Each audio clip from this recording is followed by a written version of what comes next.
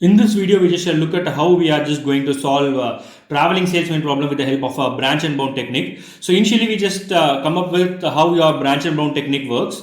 So branch and bound technique, how it works is that it just considers the initially partially constructed solution, and then what it does, it just either maximizes or minimizes the particular solution, and then it just identifies the optimal solution for the problem. So this is how your branch and bound technique works. Okay, so here also you will be constructing an state space tree. With the help of the state space tree, you will be identifying the optimal solution for the given problem. And then today what we are going to do, we are just going to look at how our traveling salesman problem works. Okay, so let us now look at our description for the traveling salesman problem, right? So traveling salesman problem, you will be given with a particular graph. You just know what is a graph, right? So graph is a collection of vertices and edges. So what we have to do is that we just have to start with a certain vertex, and then we have to travel with all the nodes of the vertex, and then we just have to get back to our initial vertex where we have started to travel, right? So this is how you just have to construct a traveling salesman problem. So it is almost similar to your Hamiltonian circuit.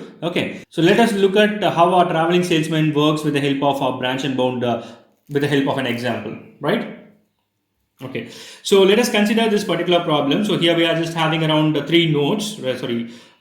nodes and 5 edges. Okay, so what we are going to construct is that we are just going to construct a state space tree diagram for it. Okay, so what we are going to do, we are just going to take our initial node. So I just consider my node A as the initial node. Okay, so here I just consider node A as my initial node. So the path or the cost of it is 0, right? Why? Because it is the initial node. I'm just mentioning the cost of it as 0, right? So what are the possibilities for my A to travel right now? So there are two possibilities, which means that the number of outgoing nodes. So here there are two outgoing nodes, which are nothing but your B and C. So what I do, I just mark my B and I just mark my C, right? So these are the two nodes, right? So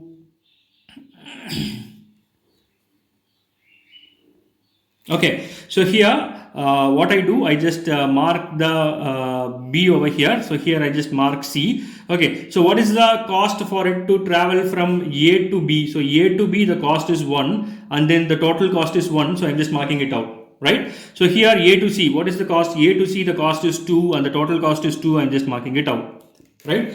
Okay, so next thing what I have to do is that I just have to again start with B over here, right? So what are the possibilities for B from here?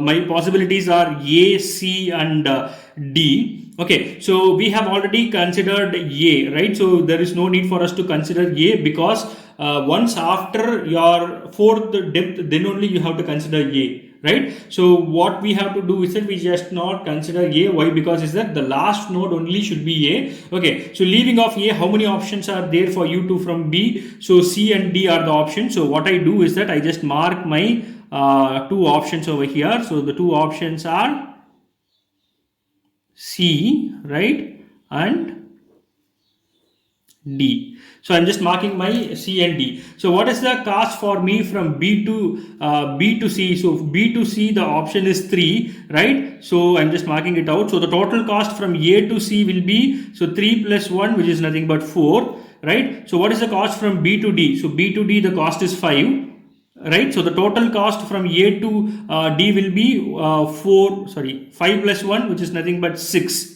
right? So similarly, we have to consider the node C also. So from node C, we are having 3 nodes, which are A, B and D, where A is already visited. You are having 2 options, nothing but B and D, right? So what I do, I just mark it out. So B and D are the options you have to visible, right? So B and D are the options. So I'm just marking my B and D over here, right? So what is the cost for me to travel from C to B? C to B, the cost is 3, and then C to D, the cost is 4. So previously we are having 2 cost. We just have to add it up, and then we are just placing it as 5. 4 plus 2, we are just marking it as 6, right?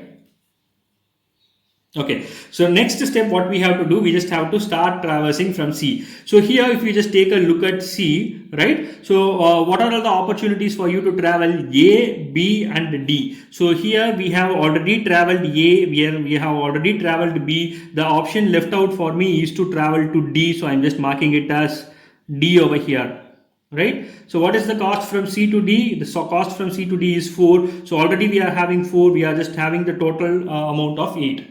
So right now where we are standing at D right now. So what are the possibilities? B and C are the possibilities. B we have already traveled. So the only opportunity right now is C. So I'm just marking C right now. Right? So what is the cost from C to D? So from D to C. So D to C the cost is 4, and then we are already having 6. So we are just summing it up with it. So we are getting the total of 10. Right? So right now we are traveling, standing at B. So the opportunity for you to travel is A and D. Right? So A is already traveled. So what you are having? You are just having your D over here. So I'm just marking D.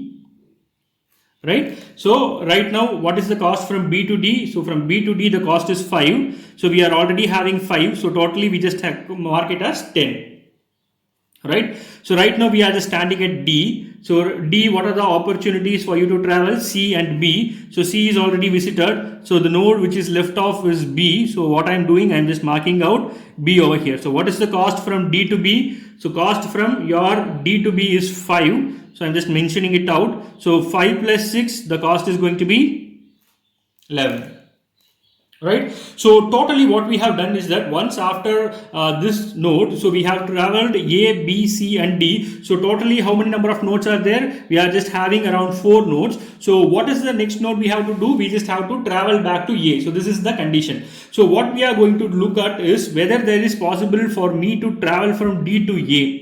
Right? So here there is no direct path from D to A. So what we are doing, we are just ignoring this particular path.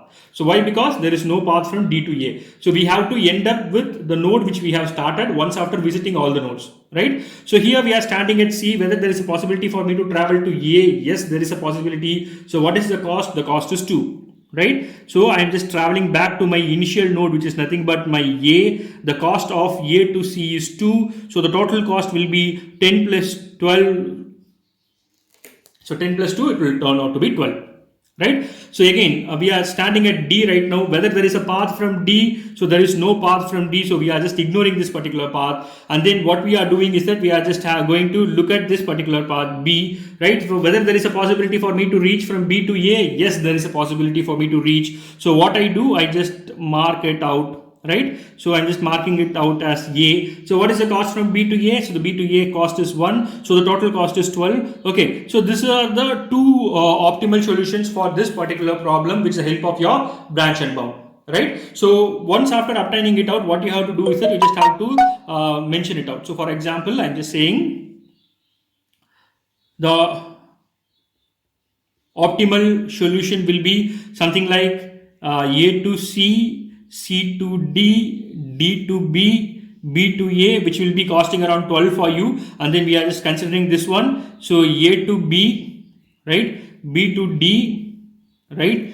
D to C, right? C to A. So totally it will be costing around 12. So the optimal solution for me to travel from my node starting with A and ending with A, these are the optimal solutions for me. So this is how I just identify it, right? So this is how our traveling salesman problem is solved with the help of your branch and bound algorithm.